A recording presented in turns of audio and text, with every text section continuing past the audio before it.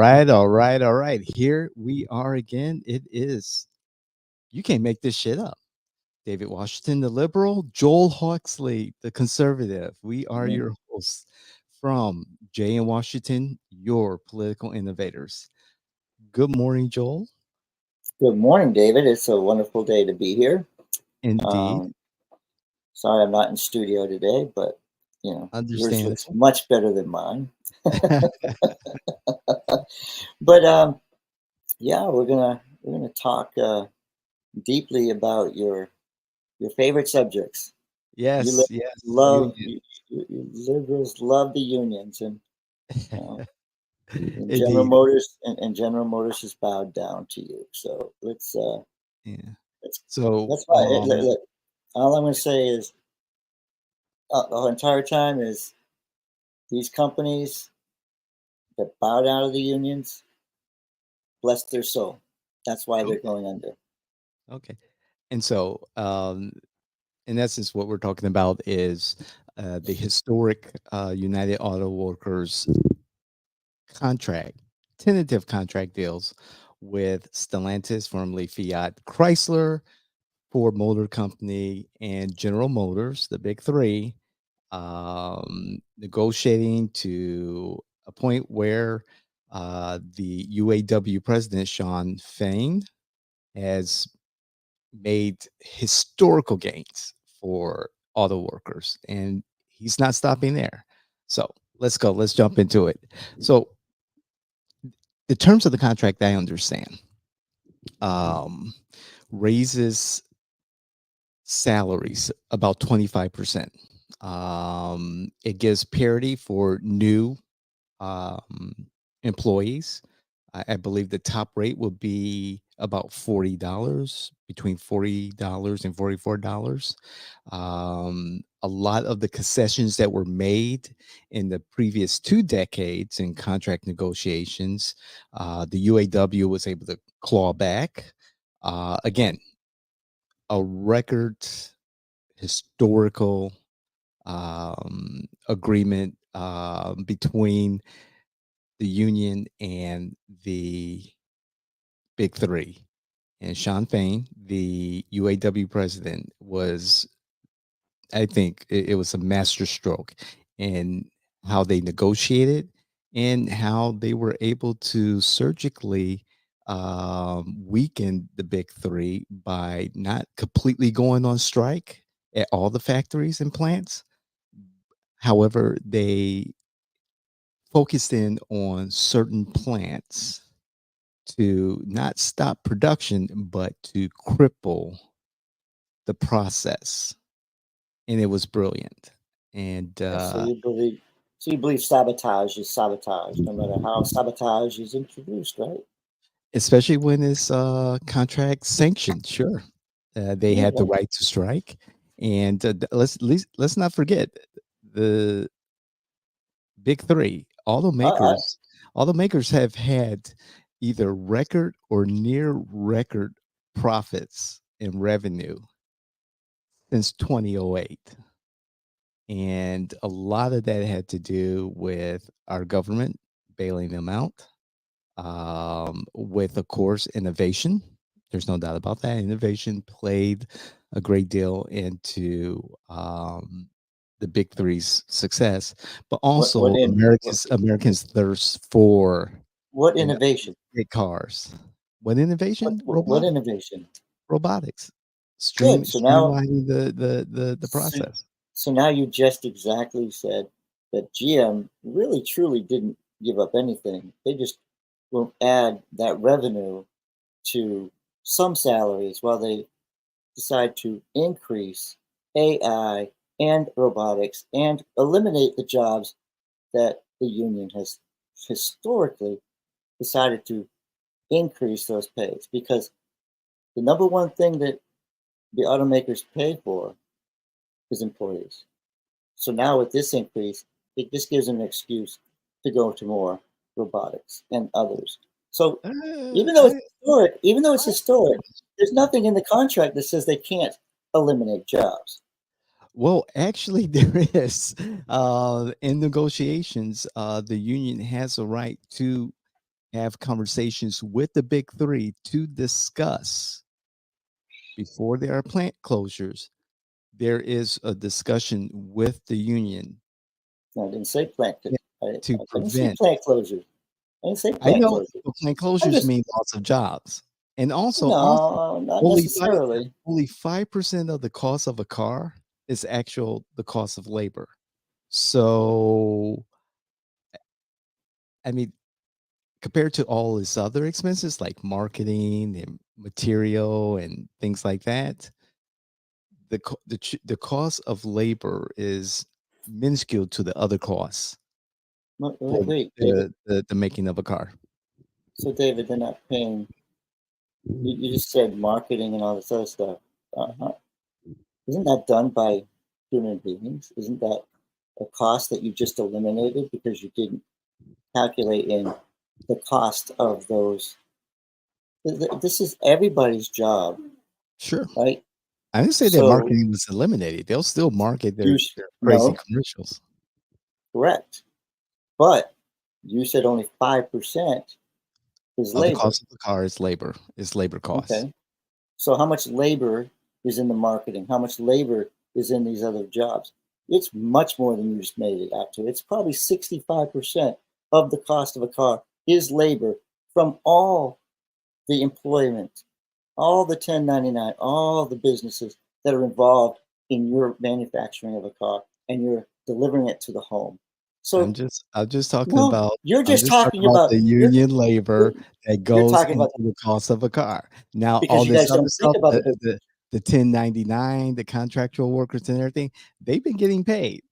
They've been getting paid. Remember, we're talking about either near record or record profits in the billions for the three automakers. There's a difference. There's a difference here. No, you're just looking at one side of the coin. I'm looking at both sides of the coin. I'm going to spend the whole dollar. I'm going to spend the whole dollar. You're only going to spend a portion of the dollar, and you're going to make sure it goes to specific individuals, and those jobs will go. They'll go because it's great. They've negotiated. There's a few people in the whole spectrum that are going to get a benefit out of this. But And the it'll consumer's going to improve lose. the economy. The consumer's going to lose. Sales in automobiles is going to go down. There's definitely a change. People, listen. I'll tell you, The I sky am is not. falling. The sky is falling. I'm And not saying the sky that's is what the falling. conservatives say. We No, heard you're that. saying that you're saying the sky is. You're just saying that everything is all hunky dory. According to the It's my unions tech. and the automakers. So more tax dollars have been pumped in to this industry, and now more money will need to be pumped in because they'll need another bailout. They'll need another rescue. I guarantee you, on this show, you're going to see it. There's going to be a need to rescue these companies. Might be next year, might be 4 years from now, but they're going to need rescuing because they've signed into a contract they cannot keep up with because the markets are changing. Well, again, We're putting electric cars out there. We have a mhm. whole industry. We will not be able to support the infrastructure of this, even with the transportation bill as signed into law. It won't happen. You have no, you need to have a market that wants the product. Well, No, you have a built-in market. I mean, let's go back to why Ford made his cars affordable so that his workers on the assembly line could afford them and keep the process of the economy going. I mean, again, for 20 years, workers gave up concessions that they had earned, yeah, what? and this I don't allowed understand what this this. I allowed don't. this allowed the automakers to increase their profits, become incredibly profitable.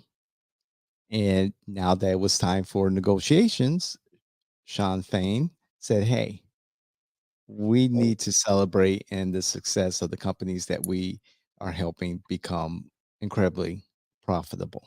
It's the Escalades, it's the Tahoes, it's these huge cars. Is Tahoe a Toyota? So not a Tahoe, no? The Tacoma is a Okay, okay. the So Tacoma these is a big Toyota. okay, thank you. So these big trucks But are the money makers, why did you and mention? the What? UAW Wait is a minute. helping put You these on just the so you just went over and said, "Hey, mhm. look, Toyota. I'm Oh, trying to they're find next. Toyota. Listen, I'm trying to find Toyota in your UAW bullshit. Okay, Oh, they're so next. BMW and They're BMW next. and Toyota and all these other Mercedes, people. No, do you know what? they're You next. just made a proof. You just proved my point because people in this country have more are eager to have more of the imports than they do on our own vehicles. There's no such And if thing you as an can, import anymore. We've got Mercedes and BMWs and Toyotas and Nissans here made here in America, and they're Mhm. next.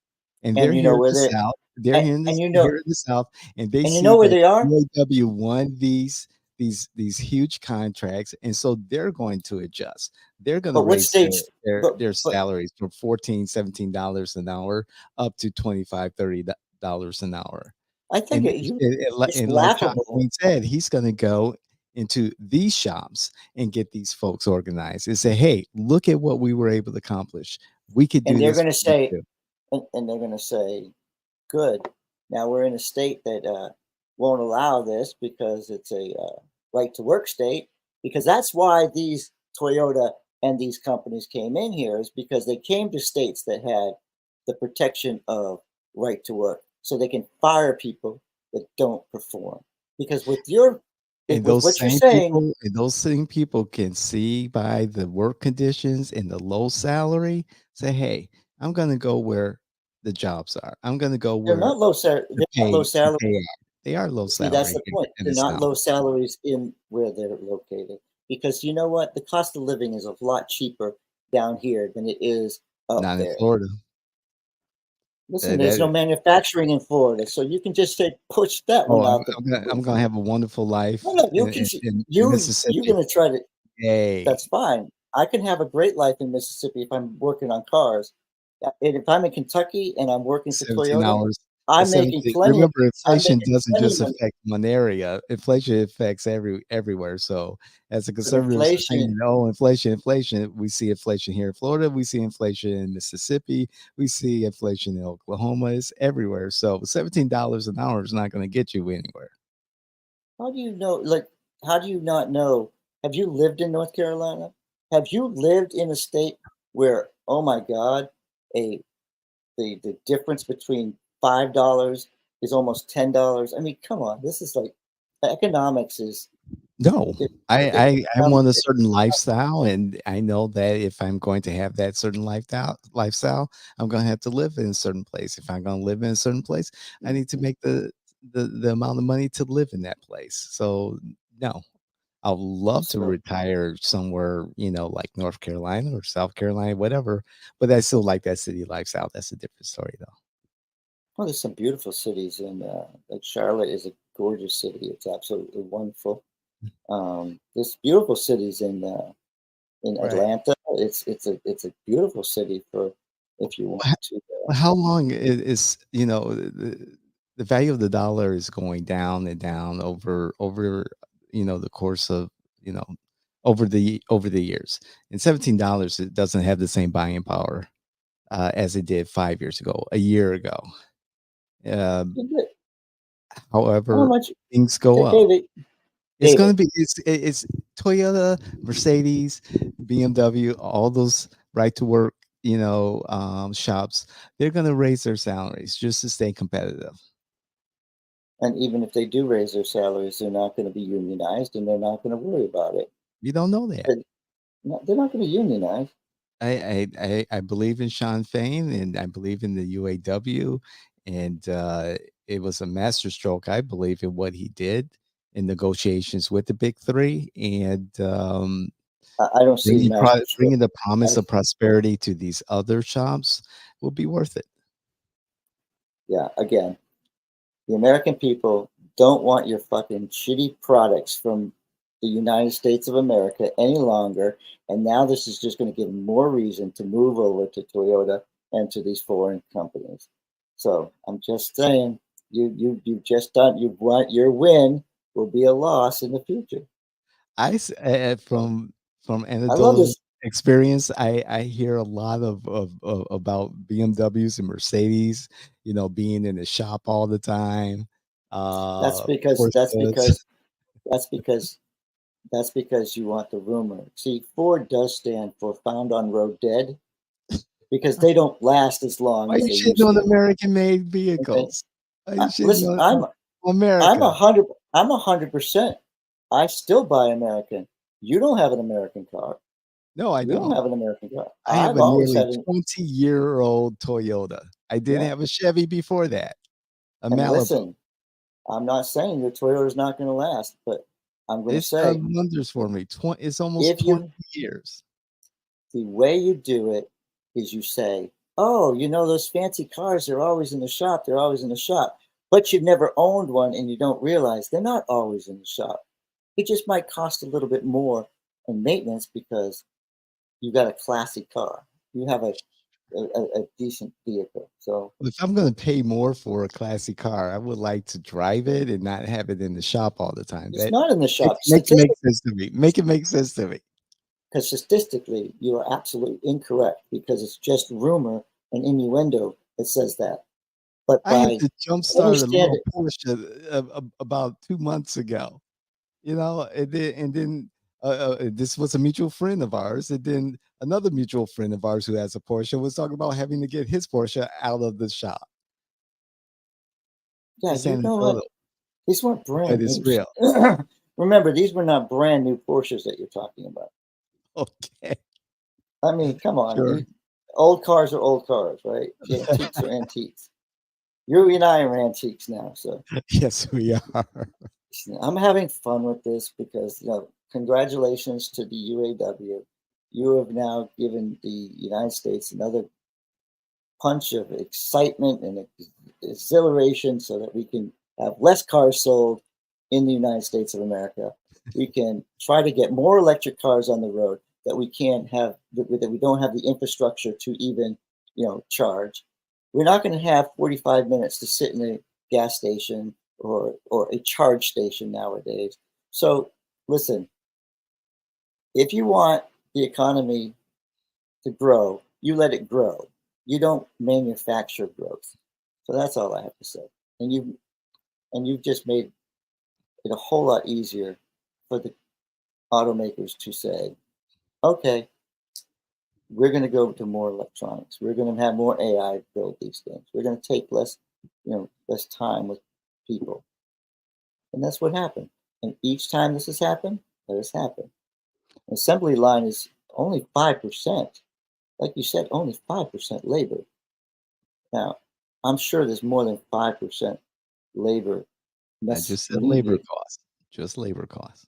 Sorry. Okay, that's only 5% of the industry, or maybe even 1% of the industry, because it's another machine is coming in because of UAW. So you're not getting that Tesla, or are you? No, actually, if I was to get an electric car, I now determined that the best one that I've driven is the Mercedes. The Okay. Mercedes has a phenomenal pickup. I'm not a fan of electric cars, but Tesla's good, but it's restrictive. When you buy the Mercedes, it's all equipped. You don't have to worry about, hey, let's download this product, or I want to have an upgrade here or there. You get the whole package. But So I'm not a fan. A Lincoln's not good for you, huh? Come on. A Lincoln doesn't have the power that it used to have. The new Mercedes, excuse me, the new Mustang has a Mhm. great chassis, but it just doesn't have the pickup and it doesn't seem sporty anymore. It's a little SUV. I mean, that's not a muscle car. That's not the true. See, Ford already dumped it. They dumped the sports car Who would have for the discovered this dump on America? Come on, American cars. American cars, I love American cars. I don't like the shit that we got nowadays. Half your car is not even your car. Like, if you go into the engine of a Ford, it's not even a Ford engine. It's freaking the same shit you're driving right now, Mitsubishi or something. I think no, Mitsubishi. I think it's Stellantis. I think it's. But look, you can't even get an American car that has all American parts anymore. Mopar isn't even Mopar because it's now Stellantis or some crap like that. Chrysler is no Chrysler, you know. It's been sold so many times. Let's see, Daimler Chrysler, because it was owned by the Germans, and then it had to get sold by fiat by mandate of the president of the United States, who said you need to sell it because we're going to bail these two companies out. And we're not bailing you out because there's a deal on the table. All the stuff we don't know about, right? All the stuff that happened in the past, or we're gonna do uh, buyback plans, you know, so that used cars are just as expensive as new cars because we're going to destroy all those old cars because they're no good, and we can give, you know, who makes the money on that? The the people that suffered were the people that were buying used cars. They couldn't afford the new car. Now they can't afford the used car because now the used car is only a couple of years old. Right. So, I'm saying there's all these plans come to. There's always something. I don't want to be Debbie Downer, but I'm trying to say every one of these things is not well thought out. I mean, a victory is a victory, but when it comes down and it's implemented, Yes. you're going to find out that it's going to weaken the industry, going to weaken the employment, it's going to weaken the. Wait, didn't Detroit go bankrupt at one time? Oh, that's a different story for a different day because they don't know how to spend their money. That's just about everywhere. Um, it looks like we'll be talking about union contracts again in the future. Oh, we'll always be talking about union contracts, but in Florida, we won't be unless it's a teachers union. And that's a different story. Your final word, Joel? I know you're working on it. No, I just gave it to you. You know, this Yeah. plan will, congratulations. Right. My final word on this is that congratulations to the hard workers of the United Auto Workers and their leader, Sean Fain. It was great to see a different negotiation tactic. It's good to see that Stellantis, GM, and Ford eventually came to the table and decided what was best, not just for their consumers, their shareholders, and for the company, but also their workers and for the U.S. economy. Granted, I think they lost about $8 million in all of not 8 million, 800 million in this 6 week strike. However, things are moving in a positive direction. I'm all for unions, union workers, and let's see some improvement in these right to work states. I'm David Washington, your liberal here at JNW. That's Joel Hawksley, your conservative here at JNW. This is You Can't Make This Shit Up. Please like, share, more importantly, comment. We will love to hear what you have to say, your thoughts. Bring the facts, not your feelings. We really would love to have that engagement. Joel, you want to send us out?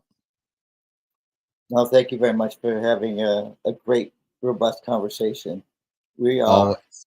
you can't make this shit up. We know how we're the innovators of the future. Thank you. Thank you.